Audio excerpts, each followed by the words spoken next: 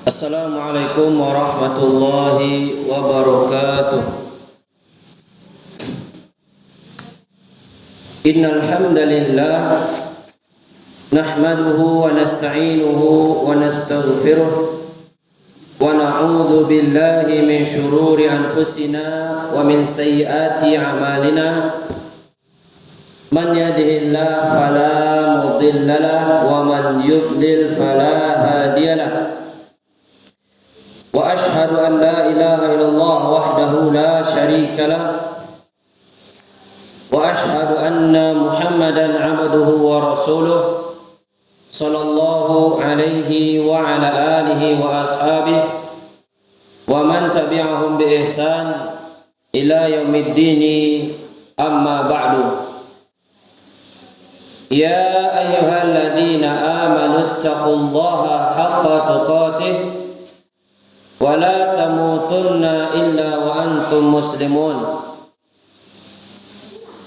Ya ayyuhan nasu taqu rabbakum alladhi khalaqakum min nafsin wahidah wa khalaqa minha zawjaha wa bassa minhuma rijalan katsiran wa nisaa'a wattaqullaha alladhi tasaaluna bihi wal arham innallaha kana 'alaikum raqiba.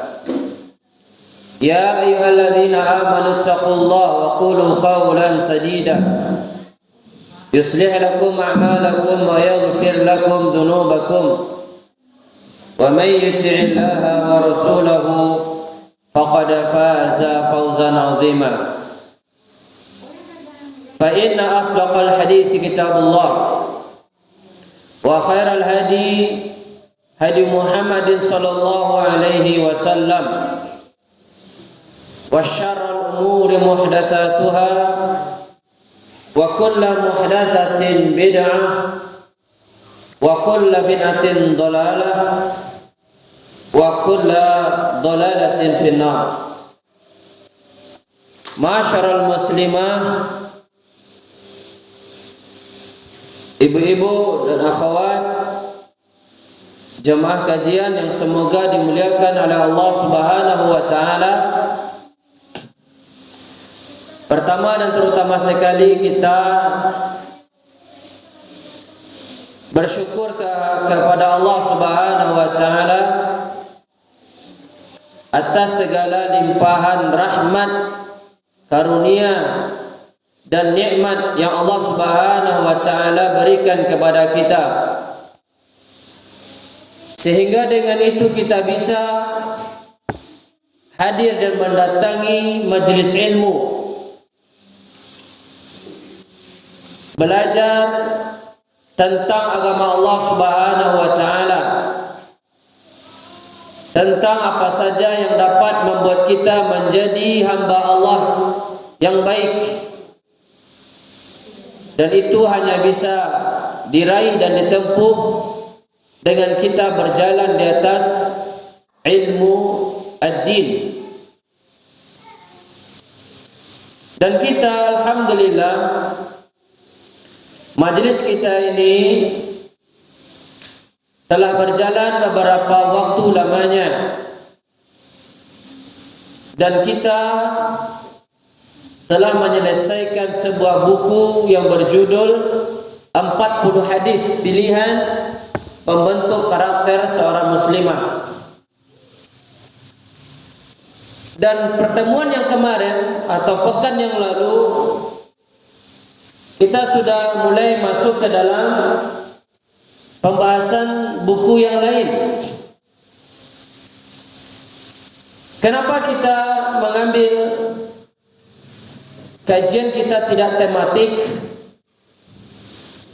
namun kita malah memilih kajian pembacaan buku-buku agar kita kajiannya bisa terstruktur dan jelas tahapan-tahapan kita di dalam mengambil ilmu.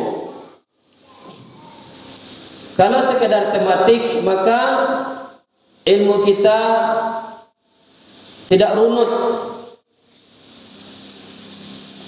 Dan kita ini adalah kajian rutin, berbeda dengan tabligh akbar. Tabligh akbar mungkin boleh jadi Yang sesuai dengannya adalah kajian tematik, pembahasan sesuai dengan tema tertentu. Akan tetapi untuk kajian rutin, dan insya Allah semoga Allah Subhanahu wa taala senantiasa memberikan kita hidayah dan kemudahan serta taufiknya. Kajian kita ini rutin kita adakan setiap Sabtu. Ya, setiap hari Sabtu waktu duha atau bertepatan pada jam 10 tepat, sampai kurang lebih sejam ke depan. Dan mudah-mudahan Allah berikan kita keistiqomahan dan kesungguhan serta keseriusan di dalam belajar. Kita berharap kepada jamaah yang hadir maupun yang mendengarkan betul-betul telah meniatkan dari rumahnya hadir ke majelis ilmu, datang ke masjid ini, betul-betul inginkan ilmu agama, menginginkan kebaikan. Dan semoga apa yang kita kehendaki dikabulkan oleh Allah Subhanahu wa taala. Dan kajian kita itu membahas sebuah buku yang ditulis oleh Al-Ustaz Dr. Firanda Andirja hafizahullah taala. Yang bisa kita tengok di sampulnya itu syarah dari Bait-Bait Khairun Nisa. Yang baiknya ditulis oleh Syekh Dr. Ali bin Yahya Al-Haddadi, yang mana beliau seorang dosen di Universitas Islam Muhammad bin Saud di Riyadh, Kerajaan Saudi Arabia. Penulis bait ini telah menyusun kurang lebih 68 bait, 68 untayan-untayan kata-kata hikmah yang berkaitan tentang wanita, agar bagaimana wanita tersebut menjadi wanita yang terbaik, bukan sekedar terbaik di hadapan suaminya atau di hadapan manusia, akan tetapi inti dari tujuan kita adalah bagaimana baik di mata Allah Subhanahu wa taala. Inilah yang paling utama yang harus diperhatikan oleh setiap atau masing-masing kita. Berusaha kita sebaik mungkin di hadapan Allah. Baik di hadapan Allah itulah yang tujuan kita. Bukan bagaimana baik di hadapan manusia. Sebagaimana kita tengok kaum muslimin, terkhusus kepada kaum wanitanya, berlomba-lomba mereka bagaimana baik di hadapan manusia, di hadapan pengikutnya, di hadapan followernya, di hadapan fansnya, sehingga di antara mereka melakukan hal-hal yang diharamkan oleh Allah Subhanahu wa taala, sehingga mereka melakukan, yaitu dalam bentuk merubah ciptaan Allah. Mereka melakukan operasi plastik, yang hidungnya yang pesek diganti jadi mancung, atau wajahnya dirubah-rubah. Maka ini adalah haram, tidak boleh merubah bentuk wajah yang telah ditetapkan oleh Allah Subhanahu wa taala.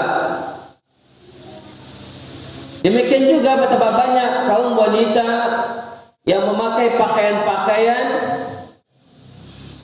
yang mengundang pandangan laki-laki yang tidak mahram baginya,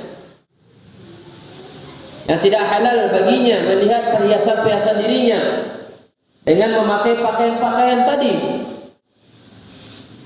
Dan yang jauh lebih buruk lagi, mereka berlenggak-lenggok menari-nari di hadapan kamera, kemudian tersebarlah mencari pengakuan manusia. Maka ini tentu tidak patut dimiliki oleh seorang muslimah yang baik agamanya. Seorang muslimah yang baik agamanya, maka dia tidak akan menampak-nampakkan dirinya ke khalayak ramai. Dia tidak akan mempertontonkan dirinya. Maka oleh sebab itulah kita khususkan pembahasan kajian tentang pembentukan karakter seorang muslimah. Bagaimana dia bisa baik di tengah-tengah umat, dan terlebih lagi bagaimana dia bisa baik di hadapan Rabbul Alamin, Rabb yang telah menciptakan kita semua. Allah berikan kita nikmat berupa fisik yang baik dan bagus. Itu bukan kita untuk kita pamerkan ke depan mata-mata laki-laki yang tidak halal bagi kita. Maka ini seharusnya ya menjadi perhatian ya kita semua, terutama bagi kaum ibu-ibu wanita. Sebab ada ungkapan mengatakan baiknya suatu kaum itu tergantung dengan baik atau buruknya kaum wanitanya. Kalau kaum wanitanya baik, maka generasi itu, umat itu akan baik pula. Maka jadilah wanita-wanita yang terbaik, wanita-wanita yang dirindukan surga, wanita-wanita yang dirindukan oleh surga Allah Subhanahu wa ta'ala. Jangan menjadi wanita-wanita yang fasik, wanita-wanita yang mempertontonkan dosa-dosa dan dia berbangga-bangga memperlihatkannya. Maka seorang muslimah yang mengimani adanya hari kiamat, maka dia tidak akan bermain-main, tidak akan bermudah-mudahan dalam perkara ini. Ketahuilah jemaah yang mulia, di sana ada hari kiamat, hari dimintai pertanggungjawaban semua apa yang kita lakukan selama di dunia. Kebaikan atau keburukan yang kita lakukan, kita akan melihat balasannya kelak nantinya di sisi Allah Subhanahu wa ta'ala. Dan semua kita pasti akan melalui masa-masa itu. Masa ya di hari mizan, ditimbangnya amal kebaikan kita, dihitungnya, dihisabnya, ditampakkan semua amal yang kita lakukan. Jangan merasa kita hidup di dunia selamanya. Hidup di dunia hanya sementara. Karena memang dunia bukanlah tempat tinggal, akan tetapi tempat untuk meninggal. Sedangkan kehidupan yang abadi, kehidupan yang hakiki adalah di negeri akhirat dan abadi. Silakan kita perhatikan bersama-sama. Kita lanjutkan pembacaan bait-bait Khairun Nisa ini sebelum kita bacakan syarah atau penjelasan dari Al-Ustaz Firanda Dirja hafizahullah ta'ala. Alhamdulillah, pada pertemuan kemarin, pertemuan yang telah lalu, kita sudah sampai pada bab atau bait yang ke-12. Dan untuk pertemuan kali ini kita lanjutkan dengan ya bait yang ke-13. Bagi ibu-ibu yang sudah memiliki bukunya, silakan diperhatikan. Berkata penulis Dr. Ali bin Yahya Al-Haddadi hafizahullah ta'ala, qad hadirat minal libasil 'ari li'annahu libasu ahlin nari. Qad hadirat minal libasil 'ari li'annahu libasu ahlin nari. Maka ini perhatikan ibu-ibu sekalian. Yaitu wanita yang terbaik itu adalah wanita yang takut dari berpakaian yang terbuka. Memakai pakaian-pakaian yang membuka auratnya, yang membentuk keindahan tubuhnya. Wanita yang terbaik itu dia takut akan hal tersebut. Sebab li'annahu libasu ahlin nari. Sebab itu adalah pakaian penghuni neraka. Sebagaimana dalam hadis yang dahulu pernah kita pelajari, orang-orang yang berpakaian namun bertelanjang, kata Nabi sallallahu alaihi wasallam, kepala mereka seperti punuk unta. Mereka melenggak-lenggok, maka mereka disiksa di neraka Allah Subhanahu wa taala. Maka perhatikan pakaian kita. Hendaklah memakai pakaian yang longgar, yang tidak membentuk lekuk tubuh. Maka usahakan semaksimal mungkin, ya, berhati-hati, terutama ini ibu-ibu, berhati-hati dalam berkendara, terutama memakai motor. Sebab kadang-kadang dengan kita memakai motor, kita yang mengendarai motor, itu karena terpaan angin, itu bisa membentuk lekuk tubuh kita. Ya, maka ini diperhatikan dengan baik. Ya, apalagi sampai ngebut-ngebut, nanti berkibar-kibar dia nanti. Ya, ini yang disebutkan ya oleh Asy-Syaikh. Wanita yang terbaik dia takut memakai pakaian yang terbuka. Jangan memakai pakaian, ya, ada ibu-ibu kebanyakan berjilbab dan jilbabnya sedada. Akan tetapi dia memakai daster selutut. Ini tidak benar. Ya, ini tidak benar. Ini konslet namanya. Ya, pakai jilbab sedada, kemudian dia memakai daster selutut. Nah, ini kacau sekali. Maka ini tolong diperhatikan. Ini termasuk adab di dalam berpakaian. Ya, namun sekarang ini semakin ketat, semakin pendek pakaiannya, ini semakin digemari oleh kaum wanita umumnya. Maka bersyukurlah kita. Ya Allah Subhanahu wa taala berikan kita kesadaran. Ya, maka ada sebuah ungkapan, kalau berpakaian terbuka itu bentuk kemajuan, maka orang purba lebih maju daripada kita. Ya, orang purba lebih maju berarti dengan kita. Padahal sebaliknya, bentuk kemajuan manusia, maka dia semakin menutup rapat pakaiannya. Ya, bukan malah memakai pakaian yang terbuka. Dan itu bukanlah kemajuan, tapi kemunduran, kembali ke zaman batu mereka. Bagaimana di zaman batu dahulunya? Akan tidak memakai apa-apa mereka. Namun berkembangnya zaman, mulailah orang mengenal pakaian, terus dan seterusnya. Maka pakaian yang disyariatkan di dalam Islam itu adalah pakaian orang-orang yang paling maju pikirannya, pandangannya. Bukan orang yang kolot sebagaimana yang diisukan oleh orang-orang di luar sana. Melihat akhwat-akhwat kita atau ummahat kita memakai pakaian ya yang tertutup, yang longgar, yang panjang, yang dalam, bahkan sebagian besarnya bercadar, mereka mau olok-oloknya. Itu adalah pakaian keterbelakangan katanya. Ya. Sebagaimana dahulu kita bahas sedikit jemaah yang mulia.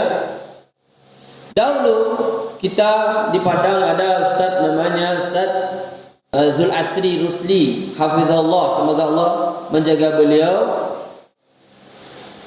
Dulu beliau pernah meruqyah di daerah kampus di Lubuk Lintah, di kampus UIN.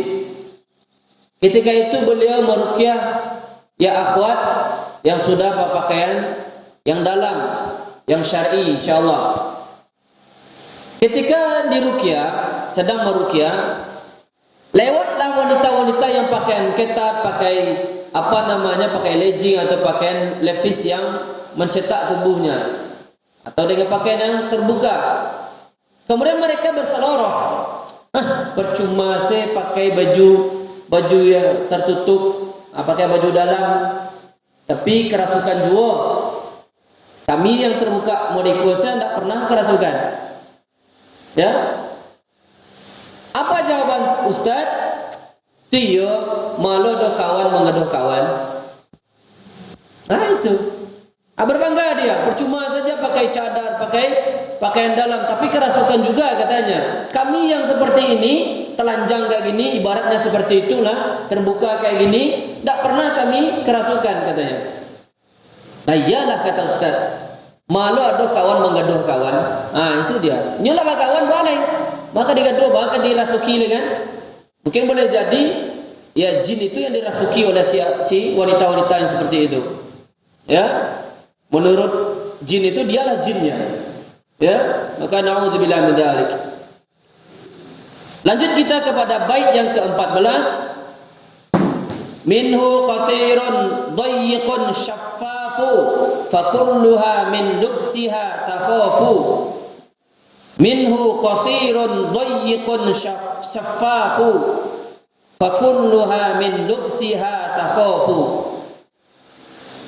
Yakni pakaian yang terbuka yang dimaksud adalah pakaian yang pendek, sempit dan transparan. Wanita salihah, wanita yang baik takut mengenakan semua pakaian yang seperti itu. Pakaian yang pendek. Ada orang yang mau olok-olok, ikut baca cadar-cadar, gimana dia nanti alangkah sulitnya makan di restoran. Maka kita katakan, ya, makan di restoran bagi wanita yang bercadar itu tidaklah lebih sulit daripada orang yang pakai rok mini ketika dia jongkok, ya kan? Gimana? Namun herannya di luar sana orang malah heran dengan orang yang menutup auratnya. Tapi orang-orang yang membalut aurat mereka malah senang. Risih mereka ketika melihat kaum wanita menutup aurat, bercadar misalnya. Kalau bahasa kampung ambo babulu encik matanya. Babulu encik matanya. Tapi wanita-wanita yang pakaian ketat, yang pakaian yang pendek, pakai rok mini, bahkan artis-artis organ tunggal, maka dihadiri disenangi oleh bapak-bapak. Maka ini rusak. Ya, kita tengok di acara baralek-baralek banyak yang seperti itu. Tidak tahu malu, nenek mama duduk juga menakan menonton itu. Nenek mama juga menakan lah samo bagalak-galak mencari orang batilanjang bagoyang-goyang. Naudzubillah min dzalik. Inilah kerusakan umat. Mereka lebih risih melihat orang-orang ibu-ibu ummahat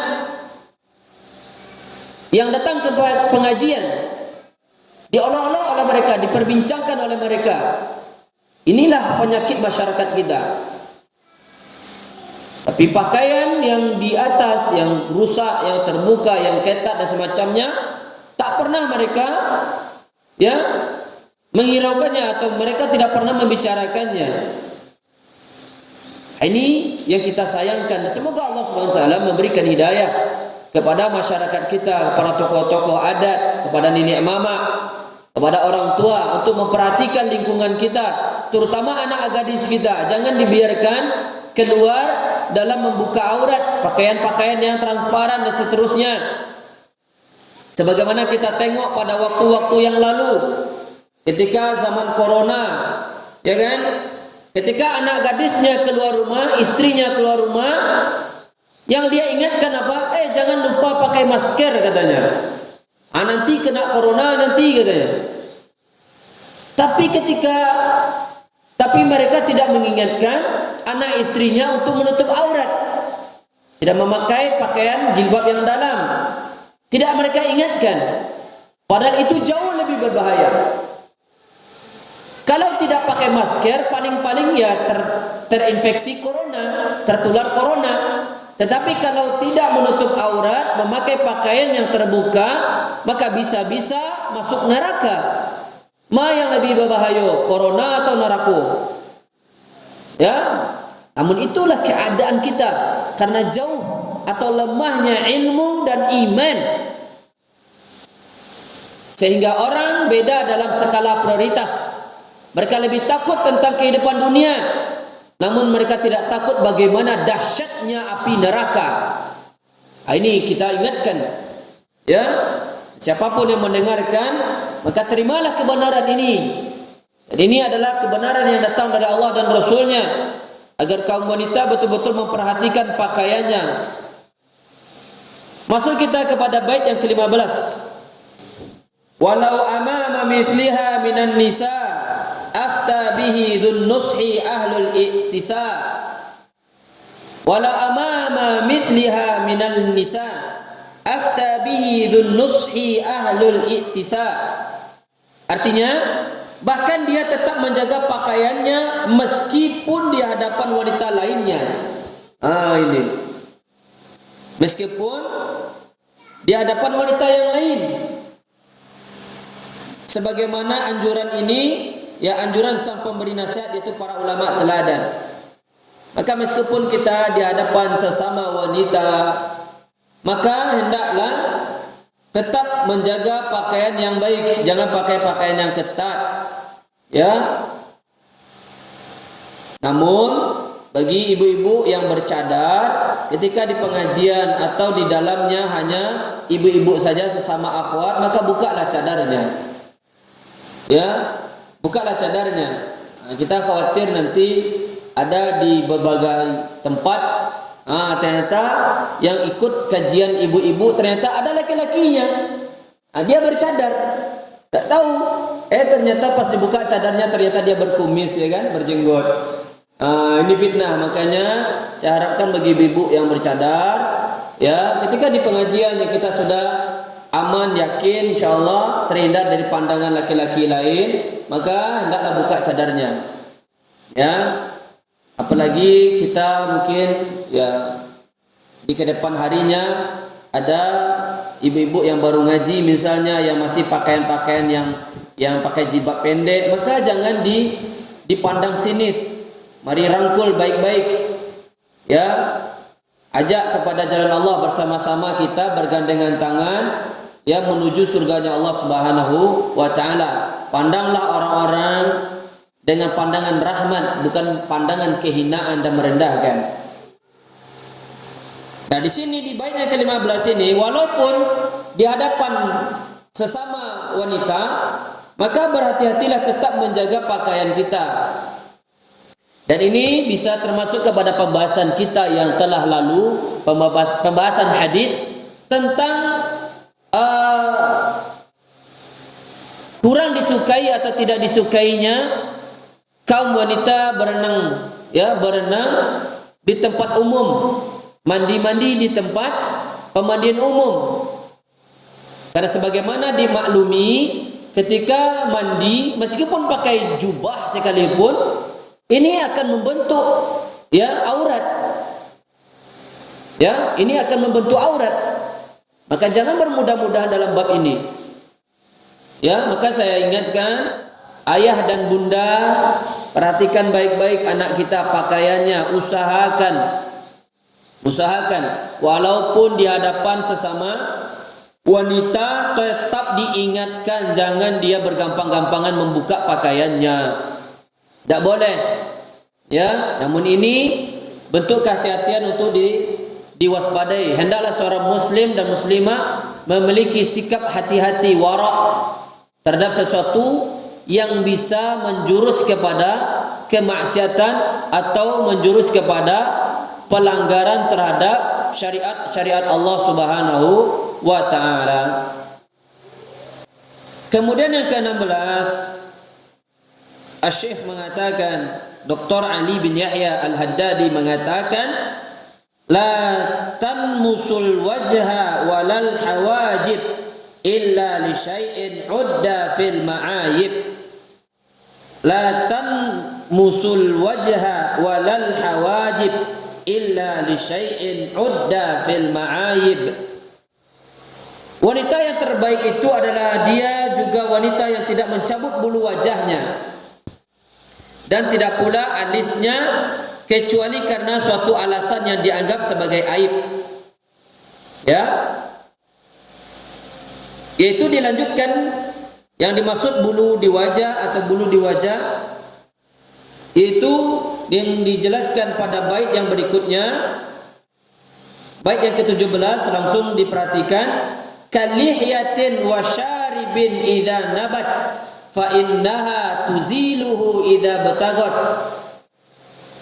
Halnya seperti janggut. Jadi kalau ada wanita yang berjenggot maka ini boleh dia mencabutnya. Ya, ini boleh dia mencukurnya. Atau kumis. Ya, kumis yang tumbuh pada wanita maka ini boleh dicukur. Ya, maka kata penulis di sini, maka tak mengapa mencukurnya jika dia berkehendak. Ya. Jadi bagi ibu-ibu, bulu yang tumbuh di wajahnya selain dari jenggot dan kumis, maka tidak boleh untuk dicukur. Ini keterangan dari bait ke-16 dan 17 ini. Dan insyaallah nanti pada babnya akan kita dengarkan penjelasan dari Al-Ustaz Firanda Andirja hafizahullah taala. Namun sederhananya itu ya poin yang ingin disampaikan pada bait yang ke-16 dan 17 ini, yaitu wanita tidak mencabut, tidak boleh mencukur, mencabut ya bulu yang tumbuh di wajahnya, baik berupa alisnya, sebagaimana kebanyakan kaum wanita di luar sana, mereka mencukur alisnya, kemudian dia ganti dengan tato nago, ya kan? Ini diukirnya pakai spidol. Allah sudah bagus-bagus memberi alis, yang tujuan alis itu diantaranya bukan sekedar perhiasan, tapi untuk menjaga ketika air keringat dari kening kita, dari dahi kita atau air hujan tidak langsung jatuh ke mata kita. Maka kita tengok wanita-wanita yang mentato, ya, yang melukis-lukis alisnya yang sudah bagus-bagus yang Allah berikan. Tengoklah ketika dia hujan atau dia ketika mencuci mukanya. Makanya mereka antipati sekali dengan berwudu. Karena apa? Nanti kalau mereka berwudu, nanti lunturlah alisnya. Ya, lunturlah coretan tinta yang dia coret di wajahnya. Ya, Allah Subhanahu wa taala telah menciptakan kita dengan sebaik-baiknya. Surat apa itu? Surat At-Tin. Allah telah menciptakan manusia dengan sebaik-baik rupa. Maka janganlah merubah ciptaan Allah Subhanahu wa taala, dan mencukur alis itu termasuk merubah ciptaan Allah, maka itu haram. Maka ini jangan merubah-rubah ciptaan Allah Subhanahu wa taala. Lanjut kita kepada bait yang ke-18. Beliau berkata, Dr. Ali bin Yahya Al-Haddadi, qad nazzahat masma'aha 'anil ghina li'annahu yad'u lisyarrin wa khana. Wa lanjutkan 19, wa yunbitun nifaqa fil qulubi wa mughdibun li'alimil ghuyubi. Sungguh wanita yang terbaik itu adalah wanita yang senantiasa menjaga pendengarannya dari musik. Sebab musik itu akan menjerumuskan kepada keburukan dan kekejian. Dan musik itu haram. Musik itu haram meskipun ustaz yang panjang jenggotnya, berjubah atau bergelar mentereng sekalipun menghalalkannya, maka itu adalah kesesatan. Setiap bentuk musik-musik maka itu adalah haram. Ya, tidak boleh didengarkan. Ini harus diingatkan. Dan tengoklah, naudzubillah, ini lagi viral di Payakumbuh, orang konser sehingga dia merubah syairnya dalam bentuk kemungkaran, bahkan bisa jatuh kepada kekufuran kepada Allah Subhanahu wa taala. Kalau dak niu dah Tuhan dan paso katanya. La haula wala quwata illa billah. Ya, dia merubah baitnya, dan ini sedang diusut oleh ya ustaz-ustaz ya di Payakumbuh. Semoga ini bisa menjadi pelajaran. Semoga pihak-pihak yang berwenang hendaklah tidak memberikan izin untuk acara-acara yang seperti ini, konser-konser. Seharusnya konser-konser seperti inilah yang dibubarkan, bukan pengajian. Tapi kita tengok orang-orang di luar sana, pengajian-pengajian yang dibacakan ayat-ayat Allah dan hadis Rasulullah, malah itulah yang dibubarkan. Tapi konser-konser musik, meskipun itu dilabeli, disusupi dengan salawat-salawatan, namun salawatan-salawatan yang DJ yang banyak. Dan saya melihat di Jawa ini banyak. Kalau di Sumbar ini alhamdulillah, ya, tidak ada yang salawat-salawat DJ itu. Semoga Allah menjaga negeri kita tercinta ini. Ya. Maka ini seorang wanita yang baik, mereka jauh dari mendengarkan musik. Ya, Ustaz tu baca, Ustaz, tetangga di samping rumah organ Ustaz. Tutup telinga kita semaksimal mungkin. Kalau perlu kita pindah dahulu. Ya, pergi menjauh. Jangan bernikmat-nikmat di sana. Ustaz, awak kan mengingkari di hati, Ustaz. Mengingkari di hati yo, tapi ampu kaki banggarik juga kan? Ini tidak benar. Tidak benar. Takkan mungkin orang yang menghafal lagu dia bisa menghafal Al-Quran, karena dia saling bertentangan. Karena nyanyian-nyanyian dan musik-musik adalah seruling-serulingnya syaitan, dan orang-orang yang jauh dari Allah lah yang akan menikmati, yang merasa nikmat mendengarkannya. Akan tetapi orang yang takut kepada Allah, wanita yang terbaik yang dirindukan oleh surga, maka dia akan sesak dadanya mendengarkan nyanyian-nyanyian tersebut. Maka perhatikan baik-baik, ya, tidak boleh mendengarkan nyanyian-nyanyian atau mendengarkan musik-musik, karena itu akan menimbulkan penyakit kemunafikan di dalam hati kita. Ya, meskipun nyanyian itu kadang-kadang syahdu sehingga membuat kita meneteskan air mata, namun itu kita katakan adalah air mata kemunafikan. Orang yang menangis tersentuh hatinya mendengarkan lantunan-lantunan lagu, nasyid-nasyid, meskipun dia sampai meneteskan air mata, maka itu tetap adalah kita hukumi air mata kemunafikan. Apalagi ada dai-dai yang mengatakan nada dan dakwah. Gimana? Berdakwah dengan lantunan melodi katanya. Maka kita katakan, apakah mereka mengira Nabi dan para sahabat itu musisi? Ini ada orang yang berdakwah dengan melodi, dengan gitarnya, ya, nada dan dakwah. Maka ini adalah kesesatan. Berdakwah dengan menyampaikan Al-Quran, menyampaikan hadis Nabi SAW, bukan dengan nyanyi-nyanyian, salawat-salawatan, bukan dengan demikian diiringi dengan musik-musik. Dan sejatinya itu telah merusak dakwah Nabi SAW, dan itu bukanlah kebaikan, dan itu adalah kesesatan di dalam dakwah. Adalah sarana dakwah adalah menyampaikan qala Allah wa qala Rasulullah sallallahu alaihi wasallam. Kita sampaikan ayat Allah, kita sampaikan hadis Rasulullah yang sejalan dan yang dipahami oleh para sahabat Rasulullah sallallahu alaihi wasallam. Kemudian yang baik yang terakhir yang mungkin bisa kita bacakan, yang ke-20, amad dufufu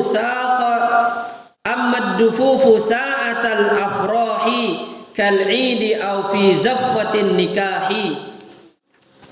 Adapun suara tabuhan rebana pada waktu-waktu kebahagiaan seperti hari Id dan pesta pernikahan, maka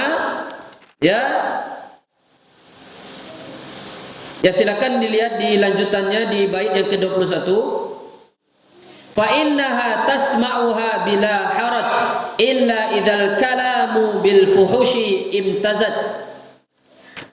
Sedangkan suara tabuhan rebana, talempong, maka itu pada waktu-waktu kebahagiaan seperti hari Id dan hari pernikahan, maka ini tidaklah mengapa mendengarkannya, kecuali diiringi oleh nyanyian-nyanyian yang diiringi dengan lirik-lirik yang kotor. Dan itu pun sekali lagi digendangkan oleh anak-anak wanita, ya, wanita yang anak-anak, bukan ibu-ibu. Jadi yang main rebana-rebana itu adalah anak-anak, bukan ibu-ibu. Nah, sekarang banyak ibu-ibu yang ikut rebana-rebanaan.